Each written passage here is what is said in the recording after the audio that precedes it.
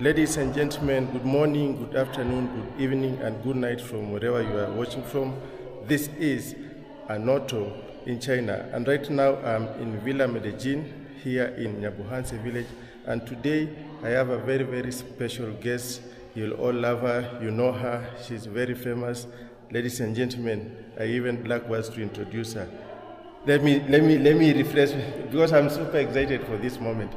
Ladies and gentlemen, the Queen, all the way from Argentina, the country that won the World Cup, the supermodel, Thank you so much. Thank you for those words. Yeah, wow, thank yeah. you. How are you? I'm fine. Yeah. First of all, thank you for allowing us to have a time with you.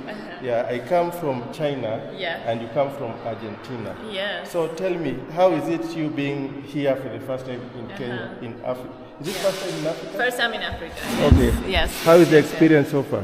Oh, very nice, very nice.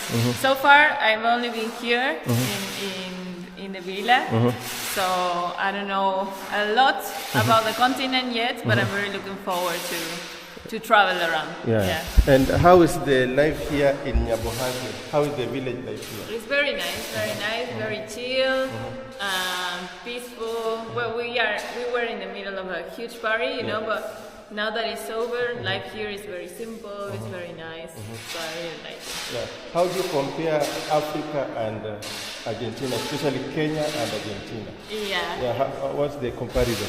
So I don't really compare because every place is unique, it's very different also. But I do feel that we have some similarities in terms of the soil being very, very fertile. The weather is very different. You know, in Argentina we have 4 seasons, and you can notice every single season in terms of the weather. And here is like summer all the year, and that's really nice. The culture also is very different. You know. Yeah. And what you are saying actually is so. I experienced the same. In China, when I was living, it was just winter, and it was very, very cold. I've never experienced winter in China, but I experienced a few days, and it's very extreme. But I love the weather in Africa. I don't know if you love the weather here in Africa. Yes, I love it because I'm a summer person. I love hot weather. I'd rather be, you know, in like this, you know, free, barefoot, with less clothes, rather than just covering myself with a lot of clothes. Also, it's a little bit. I love the sun, you know. The winter it can be hard, you know. You're not that happy, you know. So I love this weather here. Yes. When I was arriving in China as a black person, first of all, the plane from Nairobi to Guangzhou. That was okay because most of the Chinese were used to seeing black. And then I took a second flight from Guangzhou to Kunming. So I had slept, and then there was some turbulence in the plane. So when I woke up, I found the Chinese were looking at me. The people at the back of the seat wanted to see me, and first of all, I felt very weird at first. And then when I landed there, they wanted to record me, they wanted to take pictures, they wanted to touch my skin.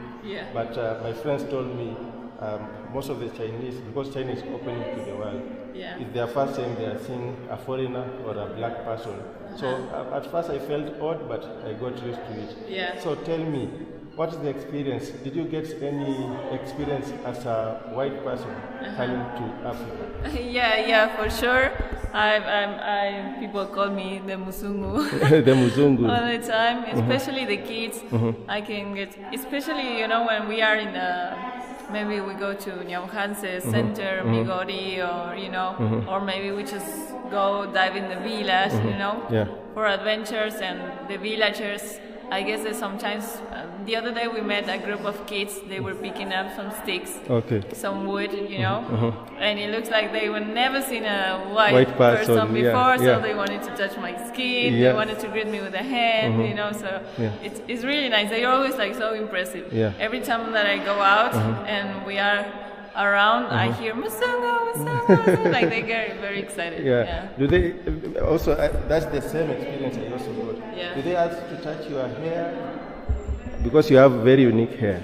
Yeah, well, now that I'm having more like an African breads, you know, no, mostly my hands, you know, they want to touch my hands. Okay. That's why they. Yeah. Are you used to such an experience, or is it the first time you're experiencing something?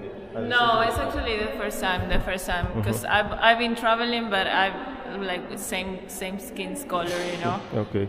This is the first time where I'm in a place where everybody has a different color, you know, than my skin. Yeah. And what is the biggest culture shock you have received while you're here? So the village culture is quite different from what I'm used to in many different things.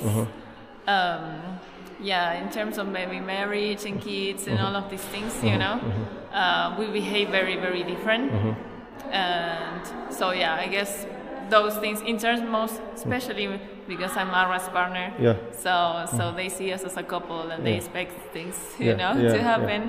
And if we were in Argentina, he wouldn't be having any of this situation. Oh, no, like visitors, no party. Nobody. No. I mean, in terms of us being together, you know, if he was in Argentina, nobody would be pressuring him to do things. Oh, you should marry her. You should things like this, you know. And here I'm experiencing these things because it's very strong in the culture. So yeah.